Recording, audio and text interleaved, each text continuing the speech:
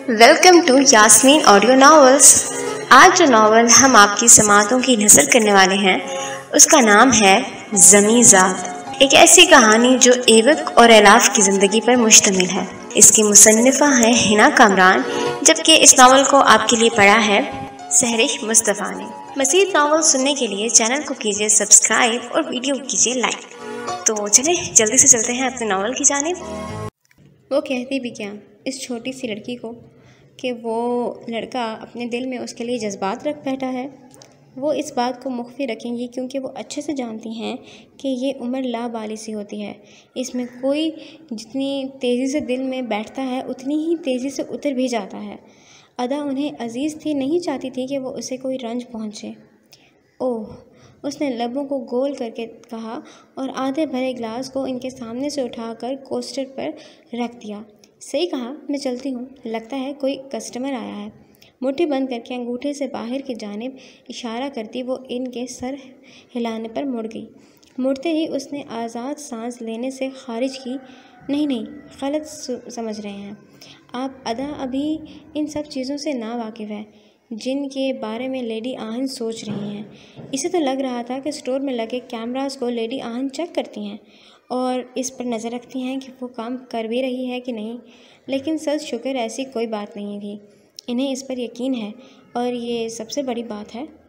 ये तुम छुप कर क्या कर रही हो? धूप मिला दिन ढल गया था। शाम ने अंगड़ाई ली तो हर सोनीम अंधेरा सा फैल गया। दरख्त परिंदों से भरने लगे और फ़िज़ा में कुदरती गीत ज़ोर शोर से बुलंद हुआ। ग्रे आसमान के नीचे स्याही माइल सब्ज़ दरख्तों की दाएं जानिब एक लंबी रविश थी जो बहुत साफ़ और खामोश थी। वो रविश भी स्याही माइल ही थी। उसकी दाएं जानिब घरों की कितार थी जबकि बाएं जानिब नदी बहती थी। बल खाती वो रविश ढलवानों पर वाक़या सुर्ख करके बैरूनी दरवाजे तक जाती थी। कहीं कहीं वक्फे से लकड़ी के बेंच रविश से कदरे फासले पर नस्ब थे। इनमें से एक बेंच पर बाल खोले छोटे प्रिंट की खदर की लेवेंडर रंग की कमीज़ और वैसा ही खुला ट्राउज़र पहने वो टांग पर टांग चढ़ाए बैठी थी। उसके बाल खुले थे और सफ़ेद रंग की फ़र कोट पर गिरे गर्दन से काफ़ी ऊंचे लग रहे थे। पाँव में मौजूद ऊंचे सोल वाले सफ़ेद जोगर्स को मुसलसल झलाते हुए वो लैपटॉप की कीज़ पर उंगलियां चला रही थी। टांग पर टांग चढ़ी थी इसलिए उसका ट्राउज़र भी पिंडलियों से काफ़ी ऊंचा हो गया था, लेकिन फ़िक्र की कोई बात नहीं थी। सफ़ेद मोज़े उसके वजूद को ढकने में अपना किरदार बखूबी निभा रहे थे। गोद में रखे लैपटॉप पर उंगलियां चलाते हुए उसने रुककर एक नज़र उस ठहरी हुई झील पर डाली जिसका पानी सब्ज़ था, जिसमें आसमान तैरता हुआ दिखाई दे रहा था। नदी उससे फ़कत 10 कदमों के दूरी पर थी और वो वहाँ कहाँ ख़त्म होती थी मालूम नहीं। बस दूर से एक दो पहाड़ नज़र आ रहे थे जिनके पीछे सूरज गरूब हो चुका था। अब तो बस अंधेरे की शबी ही थी। क्या मेरा काम हो जाएगा? वो ख़ुद से हम कलाम थी। दफतन उसके सर में टीस उठी। उसने 2 उंगलियों से कनपटी को मसला। कोट के बाजों से उसके हाथ तकरीबन छुपा दिए थे। ज़रूर होगा एलाफ, खुद पर यकीन रखो तुम। झील पर से नज़र हटाकर उसने वापस स्क्रीन पर डाली जहां एक पेज खुला हुआ था।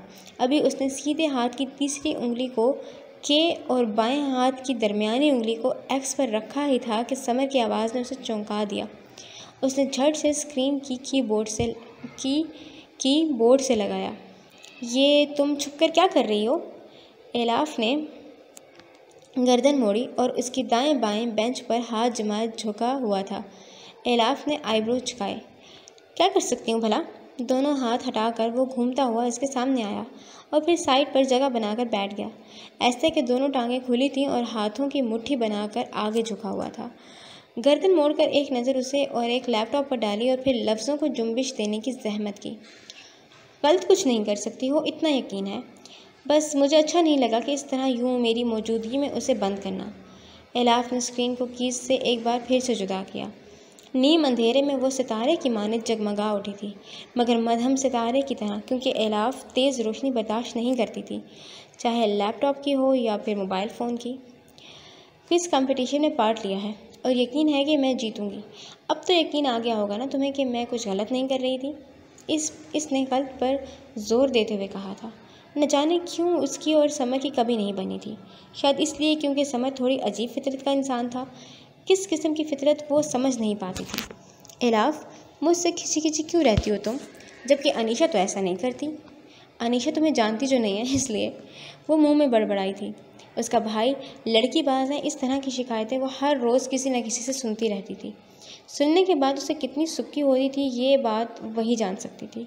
एक बहन के लिए इससे बड़ी हितक और शर्मिंदगी की कोई बात नहीं होती कि उसका भाई किसी दूसरे की बहनों पर गलत निगाह रखे, इन्हें वक्त गुजारी के लिए इस्तेमाल करे और इनका दिल तोड़े। इस तरह के भाई ये क्यों नहीं समझते कि अगर किसी ने उनकी बहन के साथ इस तरह का कुछ कर दिया, उन्हें छोड़ दिया, टिच कर दिया, ठुकरा दिया, तो वैसे होता तो यही आ रहा है। दुनिया मकाफात अमल है। आप किसी की इज़्ज़त को तारो तार करो तो आपकी ही इज़्ज़त तारो तार होती है। वो लड़की जो ठुकराई गई, छोड़ी गई, ये किसी की बहन बेटी नहीं होती क्या? क्या किसी के घर का मान नहीं होती? उसे बेमां होने के लिए आप जैसे बेहतरीन बेटे और वह फरमाबरदार भाई अपना मतलब निकालने के बाद छोड़ देते हैं।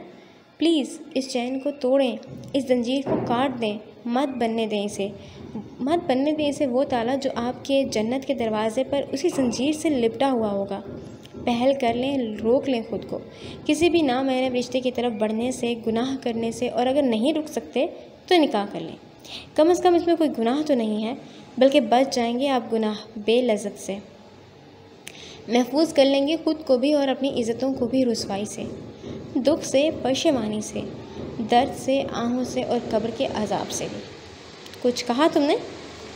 मैं कुछ कह सकती हूँ भला? वो एक नज़र उसे तकता रहा, इस बहस को फजूल जानकर वहाँ से चला गया। इलाफ ने गर्दन मोड़कर उसे जीन्स की जेबों में हाथ डालते हुए जाते देखा और वापस अपने काम में मगन हो गई।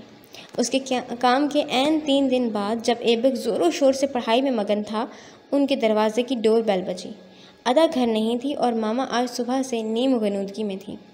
उनकी आंख ना खुल जाए इसलिए वो तेज़ी से बेड से उतरा, पाँव मारकर स्लीपर पहने और दबे कदमों से भागते हुए मेन दरवाजे के हुक को खोल दिया। जी फरमाएं। कोरियर वाला हाथ में एक बॉक्स लिए खड़ा था, सर पर सब्ज़ टोपी पहनी थी और चेहरे पर मुस्कान। सर, आपका इनाम निकला है। वह हाथों में थामे बॉक्स को ऊपर उठाकर कह रहा था।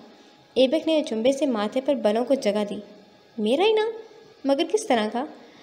वो वचर्स देखता खरीदता तो रहता था, मगर आज तक कोई निकला नहीं था। आगे भी उसका इनाम नहीं निकलेगा, इस बात का उसे यकीन था। गलत किया सर, चाइनीज़ फूड कंपनी की जानिब से ये इनाम है। चाइनीज़ फूड कंपनी पर उसके दिमाग में झमाका हुआ। याद आया कि पिछले दिनों एक बहुत बड़ी चाइनीज़ मेड कंपनी उसके स्कूल आई थी, वहाँ उसने भी वचर्स ख़रीदे थे। ख़रीदते वक्त उसने ये नहीं सोचा था कि उसका इनाम निकल आएगा। बड़ी बात थी ऐसा होना भी, कम से कम उसके लिए तो थी। सर हिलाते हुए उसने बॉक्स को थामा, एक पेपर पर साइन किया और इस बड़े सारे बॉक्स को अंदर ले आया। बेड के नीचे उस बॉक्स को घुसाने के बाद वो वापस अपनी पढ़ाई में मशगूल हो गया था। इसे इस बड़े सारे बॉक्स और जीते गए इनाम में कोई दिलचस्पी नहीं थी। कल उसका बहुत अहम टेस्ट था जिसकी उसे तैयारी करनी थी। अदा का क्या था, वो इससे कई गुना ज़हीन थी। घर आती, आकर 2-3 बार किताब पढ़ती और रट लेती। याद तो उसे करना ही नहीं पड़ता था, मगज़ तो वो मारता था। फिर उसकी नाइट ड्यूटी होती थी। 4 बजे जाए तो रात 12 बजे घर घुसेगा। थकन में कहाँ पढ़ा जाता था। इससे भला इसलिए वो किताब को हाथ में थामे ऊंची आवाज़ में पढ़ने में बिजी था। अभी 2 मिनट ही गुजरे होंगे कि उसका छोटा सा बटनों वाला मोबाइल चंगाड़ उठा। जिस हिसाब से मोबाइल ने शोर मचाया था, कुछ ना कुछ गड़बड़ी थी। उसका एहसास ऐबक को हो गया था, इसलिए पहली फुर्सत में ही उसने कॉल पिक कर ली। नंबर अनजाना था। ऐबक, मैं ग्रीना हूँ, मुझे तुम्हारी मदद चाहिए। रोती हुई आवाज़, हिचकियों पर हिचकियाँ। ग्रीना? उसने फ़ोन कान से हटाकर उस पर नज़र डाली और फिर वापस उसे कान से लगाकर बोला, कहो, मैं किस तरह की मदद कर सकता हूँ? ऐबक, मुझे तुमसे मिलना है। मेरे साथ कुछ ठीक नहीं हो रहा, मेरी मदद करो प्लीज़, मुझसे मिलने आ जाओ। ग्रीना और इसके स्कूल में अच्छी अलेख सलेख थी, मगर इतनी नहीं कि वो दोनों आपस में नंबरों का तबादला करें। वो एक बहादुर और कॉन्फिडेंट लड़की थी और उसका इस तरह रोना वाकई मायने रखता था। अच्छा ठीक है, मैं आ रहा हूँ, तुम बताओ कहाँ हो? और फिर कुछ देर बाद वो उसके बताए गए पते पर मौजूद था। वो एक छोटा सा फूड कोर्ट था जो इस समय स्टूडेंट से भरा हुआ था। ये वो तलबा थे जो डेट की खातिर वहाँ आते थे। यूँ भी ये फूड कोर्ट डेटिंग पॉइंट के नाम से ही मशहूर था। सादी सी नीली जीन्स और वैसी ही शर्ट पर वो गहरे सब्ज रंग का वो सीधा सा कोट पहने फूड कोर्ट के दाखिली दरवाजे पर खड़ा नजरें घुमा रहा था। खुसर फुसर हंसी और कहकों की आवाज़ों से ज़रा परे वो माथे पर दोनों हाथ जमाए बैठी थी, ऐसे कि उसका सर झुका था और बाल इतराफ में गिरे थे। ऐबक ने इसकी जानिब कदम बढ़ाए। वो इसकी मेज़ के सामने खड़ा हुआ, थोड़ा झुका, 2 उंगलियों से उसकी सतह को बचाया और वापस सीधा हो गया। उसके सीधे होने के दौरान ही ग्रीना ने सर उठाया। उसकी हालत को देखकर ऐबक को पूरी तरह धचका लगा। सुर्ख आंसुओं से तर चेहरा, काजल से में फैली आंखें और नाक की सुर्खी उसे अभी भी हिचकी लगी हुई थी। ग्रीना, मेरी मंगनी ख़त्म हो गई है ऐबक, वो रोते हुए उसे बता रही थी। बताने के साथ ही उसने खाली उंगली को भी आगे किया था। वो अभी मुझसे मंगनी तोड़ कर गया है। मैंडी तो एक समझदार इंसान है, उसने ऐसे क्यों किया? कुर्सी को खींचकर वो इस पर टिक गया था। उनके सरों पर सब्ज झाड़ियाँ लटक रही थीं। इनफैक्ट पूरी छत ही सब्ज मसनूई झाड़ियों से भरी हुई थी। इन झाड़ियों में कहीं कहीं लगी फेरी लाइट्स बहुत अच्छा सा तासुर दे रही थीं। जर्द टिम्बर की बगैर पोशाक वाली मेज़ पर इस वक्त अनछुआ खाना रखा हुआ था और बल खाते ग्लास में 2 ताज़ा गुलाब भी मौजूद थे, जो तकरीबन हर मेज़ पर रखे थे। मगर जो ग्रीना की मेज़ पर गुलाब थे वो शायद माहौल की अफसरदगी से मुरझा गए थे, तभी तो वो झुके हुए थे। वो मुझसे 10 साल बड़ा था, फिर भी मैंने उससे मंगनी की, उसकी खुशी के लिए। हालांकि मुझे भी पढ़ना था, बहुत से गोल्स थे जो अचीव करने थे, मगर उसने क्या किया? झूठी दास्तान पर यकीन करके रिश्ता ख़त्म कर दिया। वो हाथों से आंखों और नाक को साफ कर रही थी। ऐबक ने टिश्यू बॉक्स उसके तरफ बढ़ाया। वो चंद टिश्यू निकालकर अपनी नाक पोंछने लगी। मुझे लगता है कि तुम्हारा पर्सनल मामला है, तुम्हें इसमें किसी अजनबी को इन्वॉल्व नहीं करना चाहिए। झूठी दास्तान वाली बात उसे खटकी ज़रूर थी, मगर उसने कुरेदा नहीं। किसी की पर्सनल बातों को कुरेदना या कुरेद कर निकलवाना उसकी तरबियत का हिस्सा नहीं था। ऐबक, मुझे तुम्हारी मदद चाहिए। मुझ पर बहतान लगा है कि वो एकदम रुक गई। जिस कुर्सी पर वो बैठी थी उसके पीछे उसका सुरमई कोट रखा हुआ था। चुस्त मैरून रंग की हाई नेक के साथ उसने सुरमई सी जीन्स पहनी हुई थी। गोल्डन रंग का लंबी चेन वाला पेंडेंट उसके गले में झूल रहा था और कर्ली सुनहरी बाल अतराफ में गिरे हुए थे। कि मैं किरदार की हल्की हूँ। मैंडी को लगता है मेरे साथ किसी के खल ताल्लुकात हैं। क्या तुम्हें भी ऐसा लगता है? क्या मैं ऐसे हो सकती हूँ? उसने नज़र झुकाकर उठाई। मैंडी को ऐसा लगता है तो मतलब वो मामला फ़हम इंसान नहीं है। तुम उसे समझाती। 2 साल का साथ था तुम लोगों का, तो क्या मैंने नहीं समझाया होगा? उसकी आंखों की नमी फिर से बढ़ी। वो आज तक किसी के सामने नहीं रोई थी, ये उसका रिकॉर्ड था। मैंने बहुत वजाहतें दी हैं ऐबक, मगर वो फिर भी मुझे ठुकरा कर गया। वो मुंह पर हाथ रखकर एक बार फिर से रोने लगी थी। ऐबक को अब हमदर्दी के साथ उलझन हुई। वो भला यहाँ क्यों था? उसके साथ किस लिए था? फ़कत दुआ सलाम के अलावा इन दोनों के कोई ताल्लुकात नहीं रहे थे। आखिरी बार दोनों की एक दूसरे से बात कब हुई थी ये भी उसे याद नहीं था। तो फिर वो क्यों उसकी एक कॉल पर चला आया? आखिर क्यों? ग्रीना, मैं तुम्हारी कोई मदद नहीं कर सकता। मुझे लगता है मुझे जाना चाहिए। उसके आखिरी जुमले पर जिन नज़रों से ग्रीना ने सर उठाकर उसे देखा था, इन नज़रों की ताब ना लाते हुए वो पशेमानी की अथाह गहराइयों में गिर गया। उसे इस तरह बेरहम नहीं होना चाहिए, बिल्कुल भी नहीं। पूरे स्कूल में तुम और तुम्हारी बहन की शराफत के चर्चे हैं। तुम अच्छे दिल, नेक, फितरत और सच्चे मशहूर हो। फ़कत इसलिए मैंने तुम्हें मदद के लिए बुलाया कि तुम एक बार मेरे लिए मैंडी से बात करो, उसे समझाओ। मगर मुझे लगता है मैंने गलत फ़ैसला किया। तुम्हारा वक्त बर्बाद करने के लिए माफ़ी चाहती हूँ। वो अपना पर्स और कोट कोहनी पर डालकर वहाँ से बर्क रफ्तारी से चली गई। ऐबक ने आज़रदा सांस खारिज करते हुए ग्लास के नीचे रखे नोटों को देखा। ज़रूर ये मैंडी ने रखा होगा ताकि ग्रीना बिल के पैसे अदा ना करे। सर झटकते हुए वो भी कुर्सी धकेलता खड़ा हो गया था। इस बात से अनजान के 2 कहर आलूद निगाहों ने उसका दरवाजे तक पीछा किया है। 2 कहर आलूद निगाहें उसे भस्म करने की चाह रखने लगी हैं। समर के दिल में आग जल उठी है। अगले 10 रोज़ तक वो लोग अपने सेकेंड लास्ट सेमेस्टर की तैयारियों में मगन रहे थे। ग्रीना का किस्सा वो दोनों बहन भाई फरामोश कर बैठे थे, क्योंकि इन्हें अपने मुस्तकबिल से ज़्यादा कोई चीज़ अजीज़ नहीं थी। वो लोग अमीर तबके से ताल्लुक़ रखते थे, ना भी पढ़ते तो भारी फ़ीस अदा करके यूनिवर्सिटी में दाखिला ले ही लेते। मगर इन दोनों को एक बार फिर से स्कॉलरशिप के लिए जहद करनी थी और वो कर भी रहे थे। कल आखिरी पेपर था। वो और ऐबक एक साथ ही स्कूल के ग्राउंड में बैठे पढ़ाई में मगन थे जब ऐबक के रेस्टोरेंट से कॉल आई थी। कोई बिजनेस डेलीगेशन थी जो वहाँ बेसमेंट में पहुँच रही थी। इसी वजह से तमाम स्टाफ का वहाँ होना अज़हद ज़रूरी था। चारों ना चार ऐबक को जाना पड़ा। उसके जाने के ऐन 10 मिनट बाद ही राहिम एक लड़की के साथ वहाँ चला आ रहा था। उस लड़की ने सफ़ेद नेट का चुस्त गाउन पैरों तक पहन रखा था और शानों पर नीले रंग का कोट डाला हुआ था। पाँव में न्यूड पम्प्स थे और एक कान में दराज चेनों वाला नीला ईयररिंग। वो दोनों इसके पास आकर रुके थे। राहिम ने हमेशा की तरह हम रंग जीन्स शर्ट और कोट पहना हुआ था, मतलब स्याह रंग का। कैसी हो अदा? सवाल पर उसने सर उठाया। उठाते ही वो दोनों नज़र आए। वो झट से खड़ी हो गई। राहिम ने सबरीना का इंतखाब नहीं किया था। वो कभी भी उस चीज़ का इंतखाब नहीं करता था जो किसी को ज़िक पहुंचाए या दिल को दाग दे जाए। वो अपना दामन और किरदार बचाने वाला इंसान था, क्योंकि मोहब्बत में धोखे का ताना सहता। अब भी जो लड़की उसके साथ थी वो दोस्त की हैसियत से थी। ये बात सिर्फ राहिम और वो जानते थे, अदा नहीं।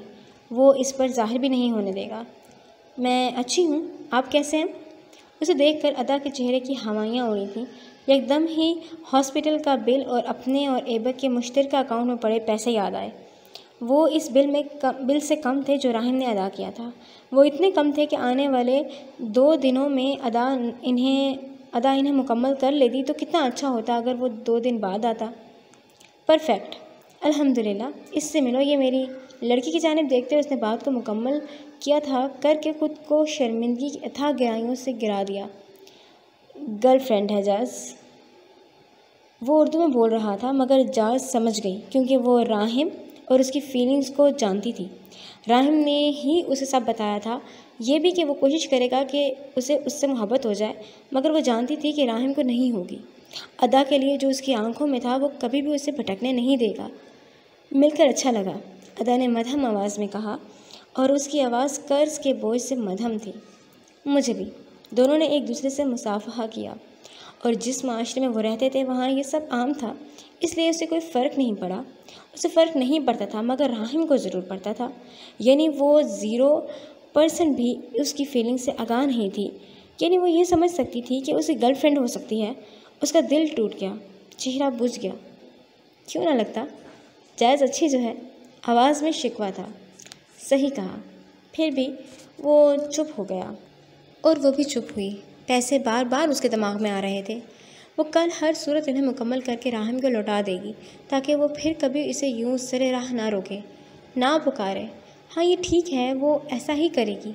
ऐबक की आज की टिप और अपनी एडवांस सैलरी लेकर वो राहिम को इसके पैसे लौटा देगी, बस। ऐबक कहाँ है? इस सवाल पर वो चौंकी। हाँ, वो अभी गया है, कोई काम था। डरते हुए दरियाफ्त किया, किसी का मकरूज़ होना कितनी सुक्की आमेज़ होता है। इस बात का इदराक अब अदा को हो रहा था। ऐबक को कैसा महसूस होता होगा वो अब समझ रही थी। अक्सर महीने के आखिर में पैसे कम होने की वजह से वो उधार लेता था। कहाँ से लेता था अदा को नहीं पता था। कैसे चुकाता था ये भी उसे मालूम नहीं था। मालूम था तो इतना कि वो कभी उससे तंग नहीं होने देता था। उसके दिल में बोझ बढ़ने लगा, इतना ज़्यादा कि आंखों में मामूली सी नमी दर आई।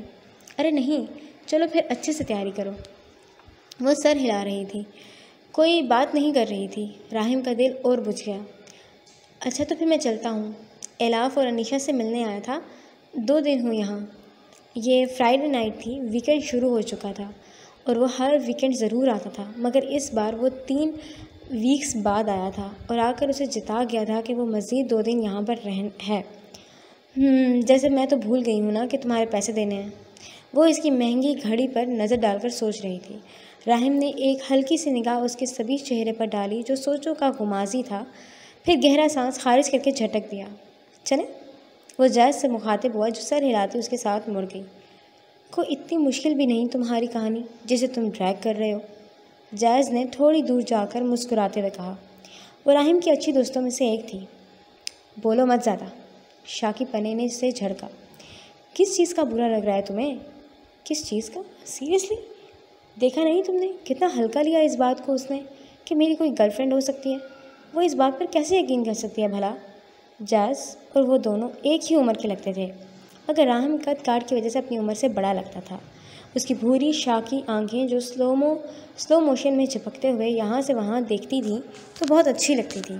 फूला हुआ चेहरा और खफा कुन तासुरात। क्या कभी तुमने उस पर जाहिर किया कि तुम उसमें दिलचस्पी रखते हो, या वो तुम्हें इतना जानती है कि इस बात को झुठला दे। राहिम ने खुशमगी निगाहों से उसे घूरा। 4 साल एक ही स्कूल में पढ़े हैं हम। जब मैं उसे जान सकता हूँ तो वो क्यों नहीं? क्योंकि उसके दिल में वो जज्बात नहीं है जो तुम्हारे दिल में है।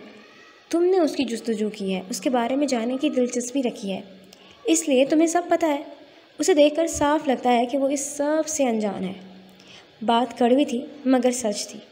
वो अपने बूटों पर निगाह डाले चल रहा था। अदा शायद बहुत पीछे छूट गई थी। तुम ठीक कहती हो, हालांकि औरत की हिस्स और जज्बात मर्द के मुकाबले में तेज़ होते हैं, मगर वो फिर भी अनजान है, शायद इसलिए क्योंकि वो छोटी है। उसकी आखिरी बात पर जायज़ मुंह पर हाथ रखकर हंसी थी। राहिम ने अचंभेपन से उसकी हंसी को सुना। व्हाट? 11 साल के बच्चों के यहाँ अफेयर्स होते हैं और तुम पूरे 17 साल की लड़की को छोटा कह रहे हो? क्या चीज़ हो तुम? राहिम, उसे एक बार फिर जायज़ की बात पसंद नहीं आई थी। सर झटक कर वो फिर से चलना शुरू हो चुका था। वो छोटी ही है, तुम कुछ भी कहो, मेरी नज़र में वो छोटी है। और इतना मुझे पता है कि एबक 7-8 साल तक उसकी शादी नहीं करेगा, मगर तब तक मैं इंतज़ार ज़रूर कर सकता हूँ। 7-8 माह बाद ये बात पूछूंगी मैं तुमसे। वो एक बार फिर से उसे छेड़ रही थी। राहिम बुरी तरह दांत कचकचाए और तेज़ कदमों के साथ उसे वहाँ छोड़ गया। उसे एलाफ और अनीशा से मिलना था। वो म्यूज़िक डिपार्टमेंट में आया जहाँ हर सांस का गीत बज रहा था। 3 नंबर की क्लास के बाहर आकर वो रुका और झांका तो अनीशा पियानो पर उंगलियां जमाए नजर आई। वो बड़ी लय में पियानो की कीज को छेड़ रही थी। उसके साथ एलाफ नहीं थी। जानता था एलाफ को ड्रम्स में ज़्यादा दिलचस्पी नहीं है। वो वहीं होगी, इसलिए अनीशा अकेली है। 15 मिनट के इंतज़ार के बाद जब अनीशा क्लास से बाहर आई तो वो जीन्स की जेबों में हाथ डाले उसका मुंतज़िर खड़ा था। ये एक सब्जेक्ट था जो इन दोनों बहनों का अदा और एबक के साथ नहीं मिलता था। वो दोनों इसकी जगह मिट्टी का सब्जेक्ट पढ़ रहे थे। सोइल यानी कि मिट्टी का सब्जेक्ट पढ़ रहे थे, जबकि इन दोनों बहनों को इस खुश्क मजमून में कतई दिलचस्पी नहीं थी। कैसी तैयारी हुई? नाजुक अंदाम छुई मुई सी अनीशा के बालों को बखेरते हुए वो दरियाफ्त कर रहा था। उनकी ये बहन दोनों भाइयों को कुछ ज़्यादा ही लाडली थी। जैज़ को शायद इसका कोई पुराना जान पहचान वाला मिल गया था, तभी अभी तक नहीं आई थी, वरना ज़रूर आती और तब तक उसे छेड़ती रहती जब तक वो पूरे ग्रुप को पेनल्टी के तौर पर ट्रीट देने पर आमादा ना हो जाता। ये इन लोगों का स्टाइल था दोस्तों को लूटने का, दोस्तों के साथ ज़िंदगी जीने का। बहुत अच्छी, उम्मीद है नंबर भी अच्छे मिलेंगे। आपके एग्ज़ाम्स कैसे हुए? वो राहिम के कोट को पकड़कर उसके साथ चलने लगी थी। राहिम ने भी उसके शाने को मजबूती से थामा हुआ था। पेपर्स तो बहुत अच्छे हुए हैं, बस थीसिस रह गई है और आप फिर भी यहाँ हैं। वो गर्दन उठाए उससे सवाल कर रही थी। राहिम मुस्कुराया। आते जाते कई स्टूडेंट्स ने राहिम को हेलो किया था। वो इस स्कूल का सबसे काबिल तालिब इल्म और इसके फुटबॉल टीम का बेहतरीन कप्तान भी रह चुका था। ये स्कूल इससे सालों याद रखेगा, इस बात का सबको पता था। अंडर एस्टिमेट ना क्या करो मुझे तुम।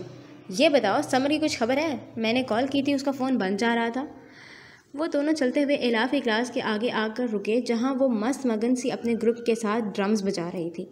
साफ दिखता था कि उसने आधे घंटे से पहले बाहर नहीं आना, क्योंकि क्लास में टीचर नहीं थे। बस वो और उसका ग्रुप था जो तबाहियाँ मचा रहा था। हाँ, मैंने कल उन्हें देखा था। इनफैक्ट वो रात में मेरे पास आए थे, चॉकलेट्स और पैसे दे कर गए थे। मना भी किया था मगर सुना ही नहीं। राहिम इस बात पर दिल से खुश हुआ। समर की लड़कियों वाली एक्टिविटीज़ के बारे में उसे खबर मिलती रहती थी, मगर वो आंखें बंद किए हुए था। एक भाई का दूसरे भाई पर मान बरकरार रहना चाहता था। जानता था अगर वो पर्दा हट गया तो शर्म और लिहाज भी मनकूद हो जाएगा, और वो नहीं चाहता था कि ऐसा हो। तुम दोनों की बहुत परवाह करता है। थोड़ा लाउबाली सा है, मगर समझ सब है उसे। आपकी तरह मुझसे ज़्यादा एलाफ से मोहब्बत करता है। मैं तो नज़र ही नहीं आती हूँ किसी को। राहिम इस हिकवे पर हैरत से आंखें फटी। वो दोनों इस वक्त क्लास के बाहर बिछे बेंच पर बैठे हुए थे। पुश्त की पीछे दीवार थी जिस पर ड्रम्स की बड़ी बड़ी स्टिक्स क्रॉस करके पेंट की गई थी। उसके नीचे ही 2 ड्रम्स आपस में मिले हुए पेंट थे। क्या वाकई? यानी इतना बड़ा बहतान लगा सकती हो तुम मुझ पर? अनीशा ने नरोटे अंदाज में सर को उठाया। उसके हाथ बंधे हुए गोद में पड़े थे, जबकि राहिम ने बदस्तूर उसे शाने से थामकर खुद से लगाया हुआ था। ये इल्ज़ाम नहीं है, ये सच है। तो यानी तय हुआ कि मैं बहतान ज़दा हो गया हूँ और तुम जेलस? राहिम के इल्ज़ाम पर वो बुरी तरह सटपटाई। पुरजोर एहतजाज में कहा, मैं अपनी बहन से जेलस नहीं हो रही, आप मुझे गुमराह ना करें। राहिम को एकदम उस पर टूट कर प्यार आया था। वो मोहब्बत पाश निगाहों से उसे देख रहा था। जब क्लिक और तेज़ रोशनी की वजह से चौंक गया। नज़र उठाई तो सामने एलाफ खड़ी थी। हाथ में सेल फ़ोन था और अभी अभी खींची गई तस्वीर को सेव कर रही थी। कैप्शन होगा, भाई और बहन का प्यार। सेल फ़ोन का मुंह इन दोनों की तरफ करके वो लहरा रही थी। वो इनका फैमिली ग्रुप था जिसमें तस्वीर भेजी गई थी। सबसे पहले आने वाला मैसेज जरीना का था, जिसमें वो अपने दोनों बच्चों को दुआएं देते हुए दिल वाला लाइक कर रही थी। राहिम आगे झुककर इसकी कलाई थामी और एक झटके से इसे अपनी दूसरी जानिब बिठाया। उसके गिर्द भी शाने फैलाकर वो तस्वीर उतारने का कह रहा था। जब तस्वीर क्लिक हो गई तो राहिम ने इसे भी फैमिली ग्रुप में पोस्ट कर दिया। कैप्शन होना चाहिए, भाई और बहनों का प्यार, समर मिसिंग है। उसने कैप्शन लिखने के बाद एलाफ की जानिब देख कर कहा, वरना कैप्शन होता भाइयों और बहनों का प्यार। समर अपनी गर्लफ्रेंड के साथ डेट पर गया हुआ है, कहो तो लोकेशन सेंड कर दूं? वो चुलबुले अंदाज में सवाल कर रही थी, जो अब अनीशा की जानिब से आया था। ख़बरदार, जो तुमने मेरे भाई पर बहतान लगाया वो ऐसा हरगिज़ नहीं है। देखा, मैं सच थी ना, वो यहीं आ रहा है। दोनों ने गर्दनों को सीधा किया तो कोट को हाथ में थामे समर मुस्कुराते चेहरे के साथ इन तीनों की जानिब दौड़ा हुआ चला आ रहा था। उसने बाल काफ़ी छोटे करवा लिए थे, जिसकी वजह से उसका चेहरा थोड़ा सा कमज़ोर लग रहा था। कमज़ोर इसलिए क्योंकि वो एडिक्टेड बनता जा रहा था ना, इसलिए। कितनी गलत हरकत है, मेरे बिना तस्वीरें उतार कर ग्रुप में डाल रहे हो। उसने राहिम का हाथ एलाफ के कंधे से हटाया और ख़ुद दोनों के दरमियान घुसकर बैठ गया। मुझे याद रखा करो, मैं भी फैमिली में हूँ। एलाफ ने मुस्कुराते हुए सेल फ़ोन को ऊंचा किया। सब चीज़ बोल रहे थे। तुमने समर ने राहिम और एलाफ के शानों पर बाजू फैलाए हुए थे, जबकि अनीशा राहिम के बगल में घुसी हुई थी। तस्वीर उतर गई थी, ग्रुप में भी डाल दी गई थी। कैप्शन भाइयों और बहनों का प्यार लिखा था। गफूर साहब का झट से मैसेज आया कि वो अपने एग्ज़ाम्स की तरफ तवज्जो दें, मौज मस्तियाँ बाद में करें। जिसके बाद जरीना और इनके दरमियान ना ख़त्म होने वाली मोहब्बत भरी नोक झोंक शुरू हो चुकी थी। वो बच्चों की साइड ले रही थी, जबकि गफूर साहब इनकी मस्तियाँ देखकर तिल मिला रहे थे। ये चारों यूं ही करते थे। ख़ास एग्ज़ाम्स डे में कभी अम्यूज़मेंट पार्क तो कभी फ़िशिंग करने जाते और फिर ख़ास और ख़ास तस्वीर उतारकर गफूर साहब को जलाने के लिए पोस्ट कर देते थे। वो पढ़ाई के मामले में एक सख्त बाप थे, जबकि जरीना फुल टाइम बिगाड़ने वाली माँ। इन्हें कोई फ़र्क नहीं पड़ता था बच्चे पोजीशन हासिल करें या ना करें। वो बस ये चाहती थी कि इनके बच्चे अपनी ज़िंदगी अपने हिसाब से मस्तियों में जिएं। टेंशनों के लिए तो पूरी ज़िंदगी पड़ी है।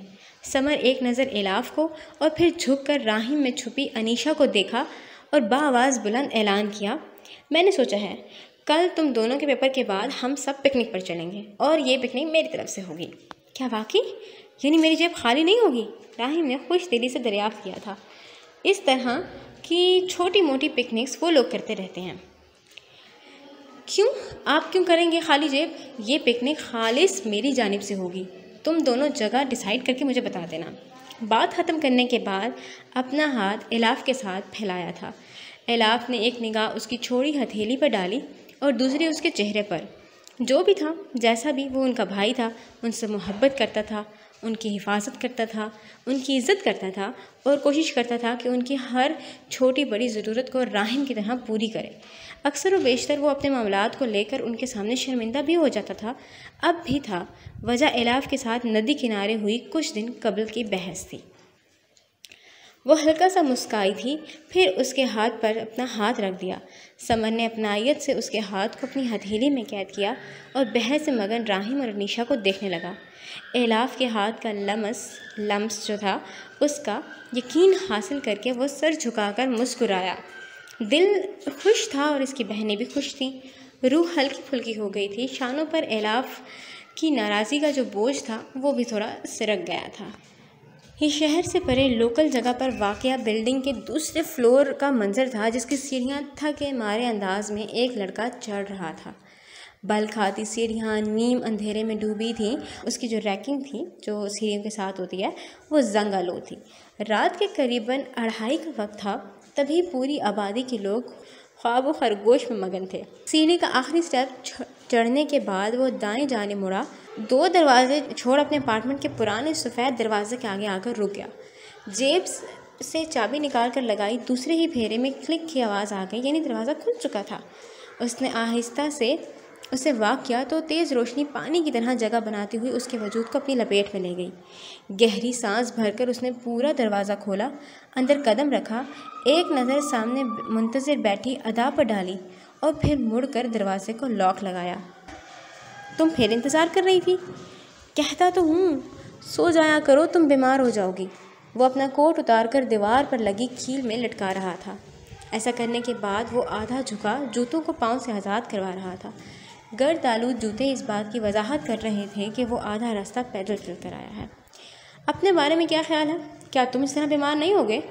एबक किचन में गया, हाथ धोकर बाहर आया और उसे करीब सोफे पर थप करके बैठ गया।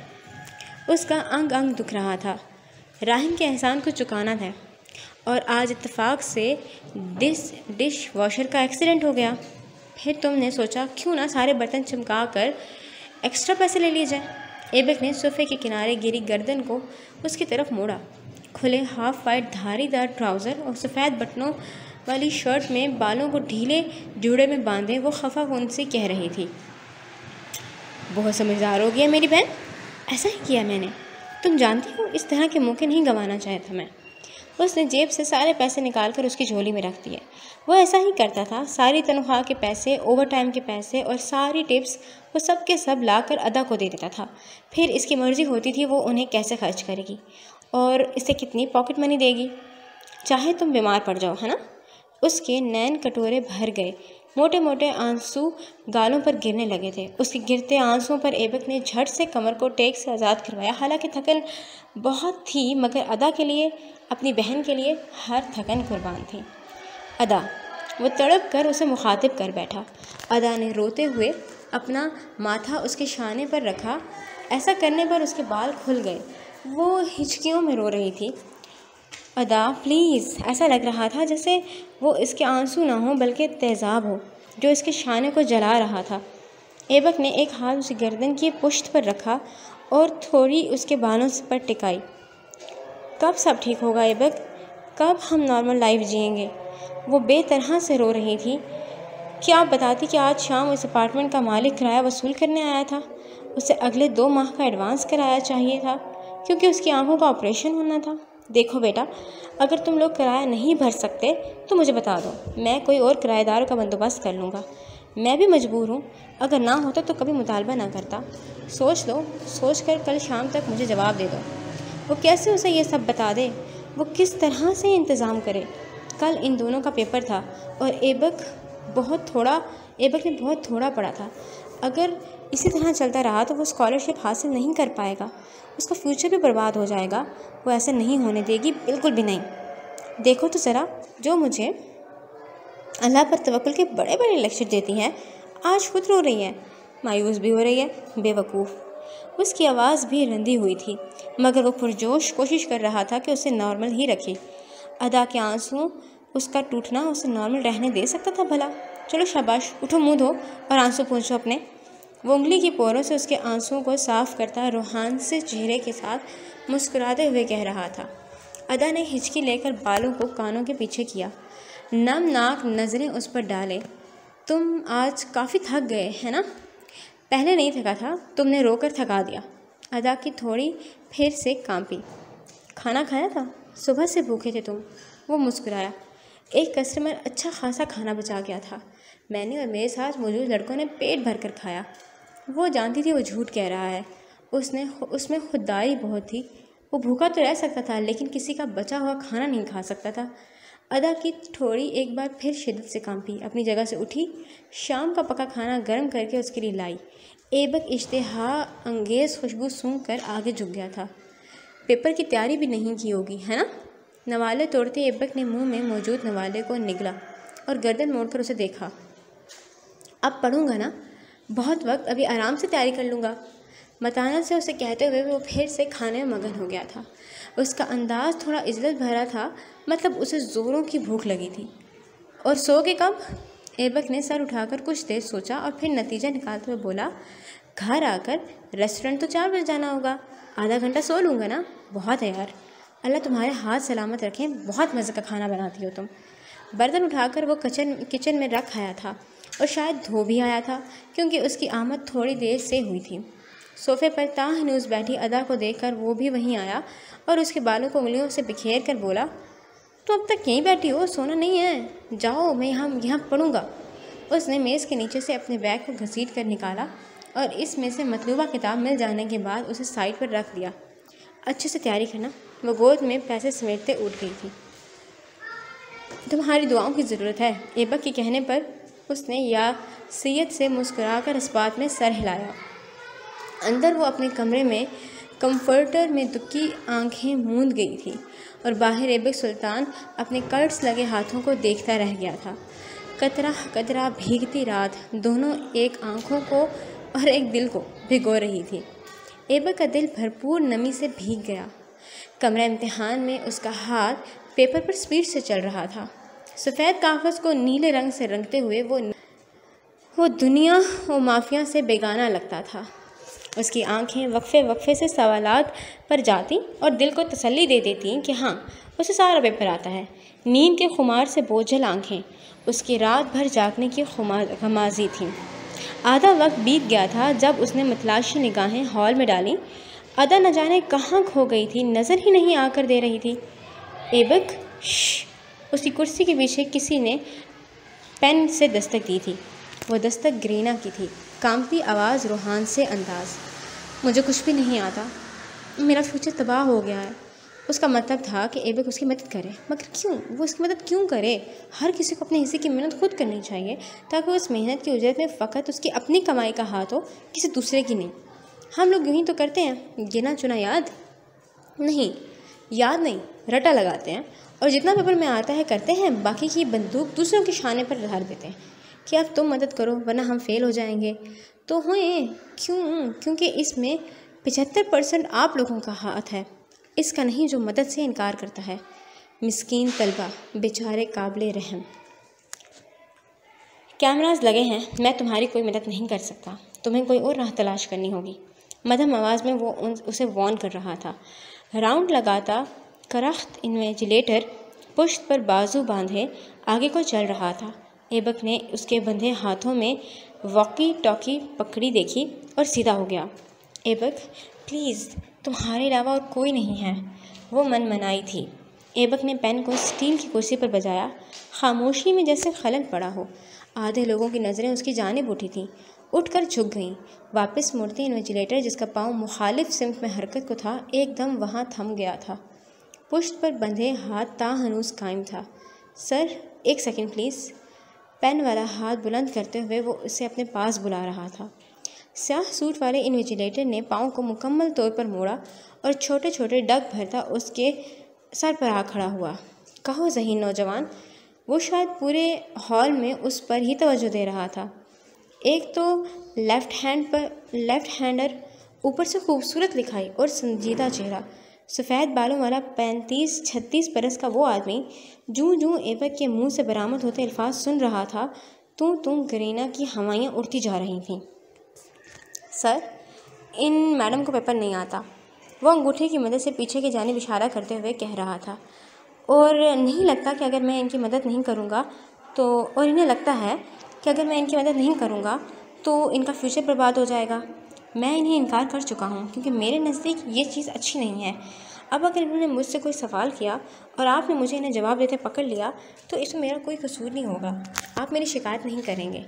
संजीदा चेहरा, बोझल आँखें, भारी आवाज़, बेहतरीन अमेरिकन एक्सेंट और स्प्रिंग बाल। फ़िक्र नहीं करो लड़के, इत्मीनान से लिखो। और आप? उसने गर्दन होंक बनी ग्रीना की जानिब की, करने के बाद उसको मुखातिब किया, जो उनके दरज लहजे पर चौंक उठी थी। अगर बाज ना आई तो पेपर कैंसिल कर दिया जाएगा। बाखबर करके वो कदम आगे बढ़ा रहा था जब एक बार फिर उसे रुकना पड़ा। वजह ग्रीना की सरगोशी थी जो उसकी समाअत तक पहुंची थी। तुमने अच्छा नहीं किया ऐबक। वो मुड़कर इस लड़की को घूरने लगा था। उसका करख्त चेहरा मज़ीद करख्त हो गया और ग्रीना ने बौखला कर ख़ुद को पेपर पर झुका दिया। खूबसूरत मर्दों को कभी नहीं छोड़ती ये लड़कियाँ। ऐबक पर एक निगाह डालकर वो सोचते हुए मुड़ा। दूसरी जानिब म्यूज़िक हॉल में एक से बढ़कर एक बेहतरीन साज को बजाया जा रहा था। अनीशा ने इतनी खूबसूरत धुन बजाई थी कि एग्जामिनर्स खुद को कहने से रोक ना पाया। तुम्हारी धुन बहुत खालिस है और पाक महसूस होती है, बिल्कुल शबनम के कतरों की तरह। खुदा तुम्हारे हाथों को यूं ही सांस घोलता रहे। ये तो सैफ उसके नबरों का पता दे रही थी। यानी पियानो क्लास की टॉपर अनीशा गफूर थी। वो मगमूम सी दाद वसूल करके हॉल से बाहर आई। उसके कदम एलाफ के हॉल की जानिब थे। वो एक ब्लॉक छोड़कर दूसरे में दाखिल हुई। अभी वो वहीं से गुजर ही रही थी कि उसे रुक जाना पड़ा। बढ़ते कदमों को उल्टा वापसी पर डाला और गर्दन को थोड़ा सा टेढ़ा करके अंदर झांकने लगी। शीशे की खिड़की के उस पार वो मुनमहिक सा अपना पेपर हल करने में मगन था। रफ सा हुलिया, बिखरे से बाल और झुकी हुई पलकें। ऐबक पर मुझे क्रश है। उसे अपनी एक दोस्त की बात याद आई जो पिछले दिनों उसने कही थी। क्या वाकई? इसमें ऐसा क्या है जो तुम्हें उस पर क्रश हो गया है? फ़कत पढ़ाई से ताल्लुक़ रखने वाली अनीशा के लिए ये बात ख़ास ही अचंभे वाली थी, क्योंकि जिस लड़की के मुंह से वो ये सब सुन रही थी वो ख़ास से अच्छे बैकग्राउंड की मालिक थी। डेविड को उसने घास नहीं डाली थी और ऐबक पर क्रश था। अजीब बात है, उसमें वक़ार है, संजीदगी है, इज़्ज़त भी। वो शान उचकाते हुए कह रही थी। वो अलग है। डिफ़ाइन करो इस अलग को। जैसा कि तुमने भी नोटिस किया होगा, वो कभी भी लड़की के साथ नहीं पाया जाता। यानी अपनी बहन के वो भेड़ियों की तरह किसी के सिंगल होने की ताक में नहीं रहता और ना ही किसी कमिटेड लड़की पर ट्राई करता है। हुटिंग भी नहीं करता और ड्रिंक भी नहीं करता। वो उंगलियों पर गिनवा रही थी और अनीशा उसके इतने गहरे तज्ज़िये पर महसूस हो रही थी। उसने हमेशा हर किसी को इज़्ज़त से पुकारा है, कभी किसी का कोई उल्टा नाम नहीं लिया और बोलता भी तो बहुत कम है। आखिरी जुमला उसने हंसते हुए कहा था। फिर उसके करीब खिसकी और कान में सरगोशी की। मर्दों की ये बात बहुत अच्छी होती है कि वो कम बोलें। ये चीज़ इन्हें अट्रैक्टिव बनाती है। अनीशा ने हैरत से आईब्रो चढ़ाई। तुमने उसे कितना ऑब्ज़र्व किया? कोई ऐसा भी करता है क्या? उसकी दोस्त हंसी। मज़ीद सुनो, वो अच्छा खासा हैंडसम है। थोड़ा सा पॉलिश हो तो सबको पीछे छोड़ दे। तुमसे एक फ़ेवर चाहिए। उसकी बहन से आजकल तुम्हारी दोस्ती है ना, तुम बात करो ना उससे मेरी। अनीशा उसकी बात पर दुबकी। कम ऑन, ये क्या कह रही हो? मैं ऐसा हरगिज़ नहीं करूँगी, सोचना भी मत। उसने फ़ौरन उसे इनकार किया। अपनी दोस्त की किसी भी बात पर कान नहीं धरा। प्लीज़ अनीशा, ऐसा नहीं करो, मुझे उसके साथ फ़िक्स करवा दो। यकीन करो तुम्हारी बहुत मशहूर होंगी। हरगिज़ नहीं। दो टोक इनकार करके वो आगे बढ़ गई थी।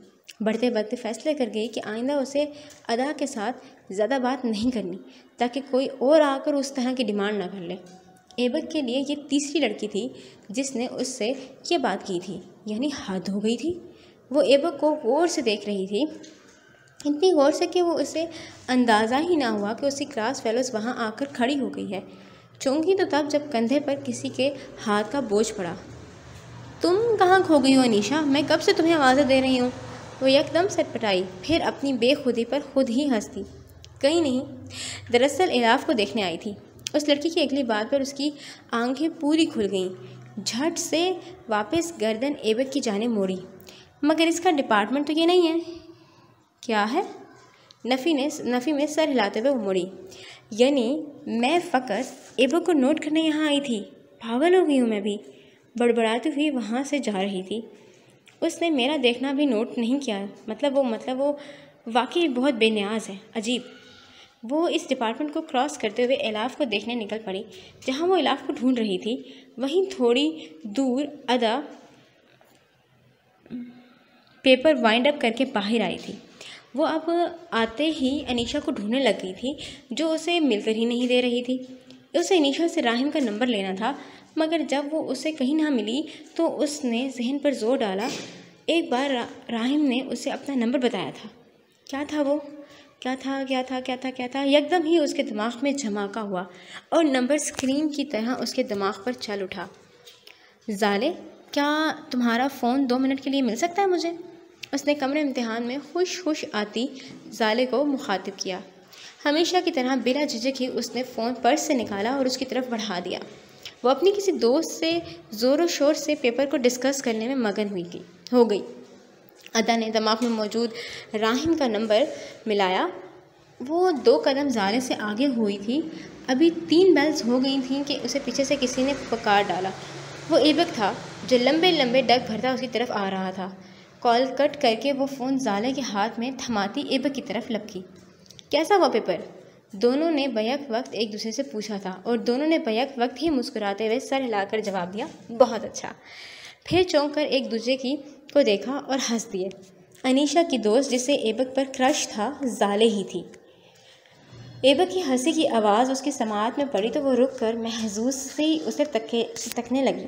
लेकिन मैंने घृणा की मदद नहीं की, पशेमानी से कहते हुए उसने अदा के गिर्द बाजू फैलाया। उसके शाने को थाम कर वो मुड़ गया था। दोनों छोटे छोटे कदम उठाते आगे बढ़ रहे थे।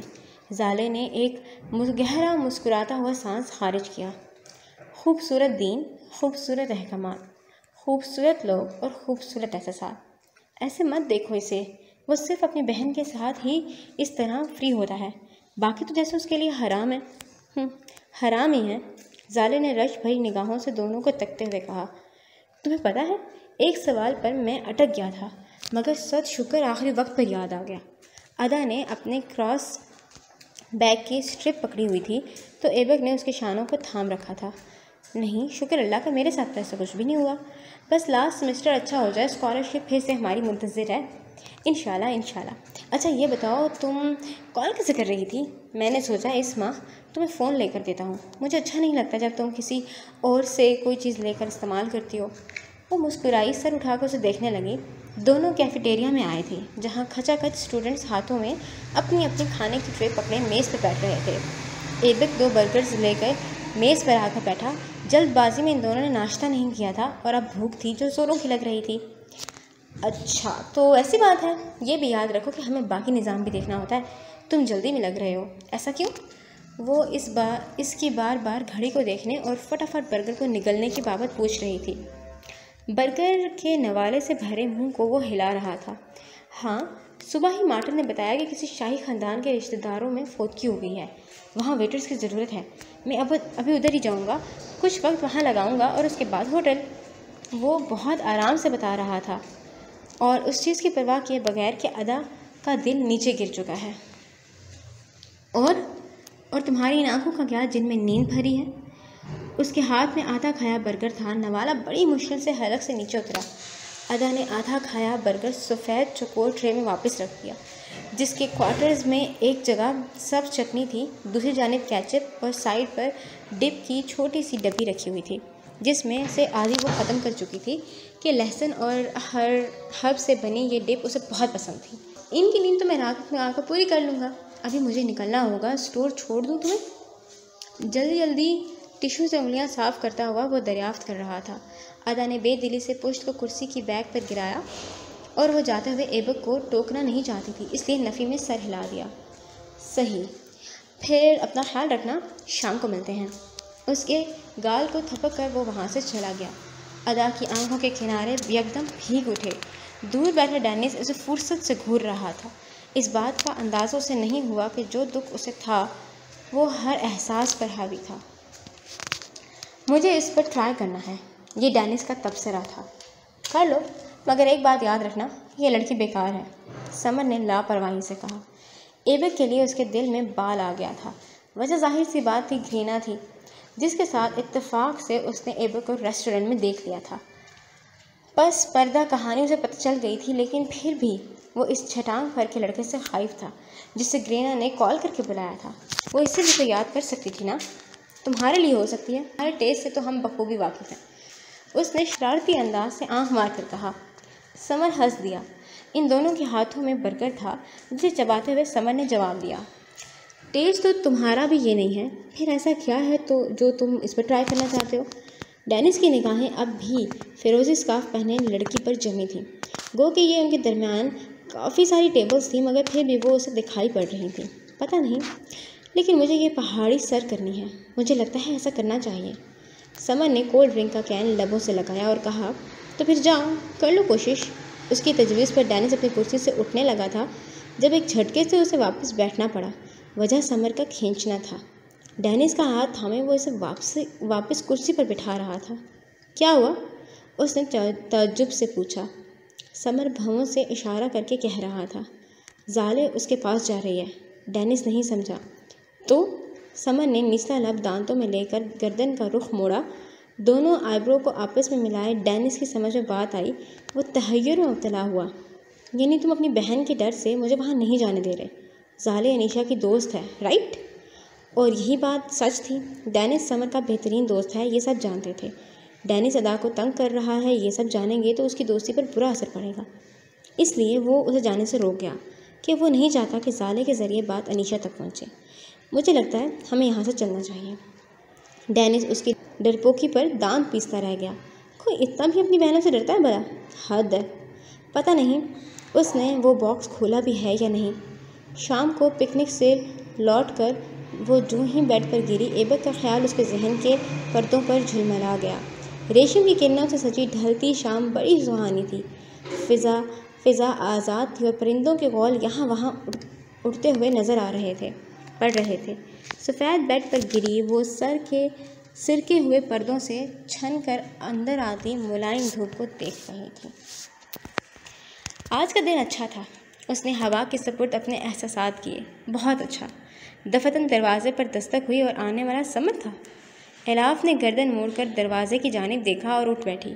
उसके बाल खुले थे और काउनिक टी पिंक शर्ट जर्सी बदन पर मौजूद थी। फिर भी इसने साइड पर रखा अपना रुमाल उठाकर गले में डाल लिया। अगर यहाँ राहिम होता तो वो ऐसा ना करती, मगर मसला यही था कि समर राहिम नहीं था। मैंने तुम्हें डिस्टर्ब किया? वो जबरन मुस्कुराई। तुम्हारे भाई ने मेरी दोस्त के साथ अच्छा नहीं किया। इलाफ उसके साथ रिलेशन में रहा और अब बीच राह के छोड़ रहा है।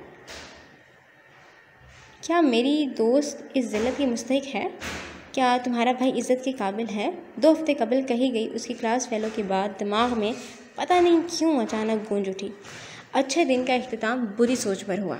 नहीं, आ जाओ। वो खिरामा चलता हुआ आया और पैंट को घुटनों के ऊपर करता हुआ सोफे पर बैठ गया। उसकी पिंडलियाँ काफ़ी नंगी हो चुकी थी। तुम आज आसूदा रही ना? इलाफ ने इस बात में सर हिला दिया।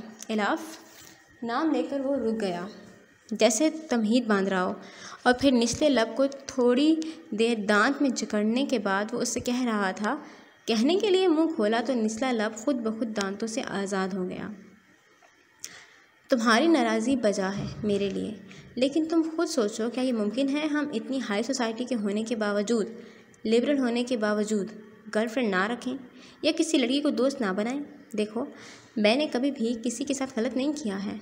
म्यूचुअल अंडरस्टैंडिंग हो जाए और हमारा साथ एक दूसरे के साथ तवील हो तो रिश्ते के बारे में सोचा जा सकता है, मगर जो लड़कियां स्टेटस देखकर करीब आएँ उनकी हमायत करना अच्छी बात तो नहीं है ना। उनके लिए अपने भाई से नाराज़ होना मेरे ख्याल से बुरा है। तमहीद खुल गई थी, लफ्ज़ बरामद हो चुके थे। दिफा किया गया, कमज़ोर, बूदा, बेकार और फजूल सा दिफा। लड़कियों की आखिर ज़रूरत ही क्या है? ना चाहते हुए भी उसने पूछ डाला। समर ने एहतजाजी निगाहों से उसे तका। ये बहस लायकीनी है। तो फिर ठीक है, बंद कर देते हैं इस चैप्टर को। मुझे कोई सफाई नहीं चाहिए। मैं नहीं चाहती कि एक अच्छे दिन का बुरा अख्तिताम हो। समर ने गहरा सांस खारिज किया था, जिसकी गूंज इलाफ तक आई।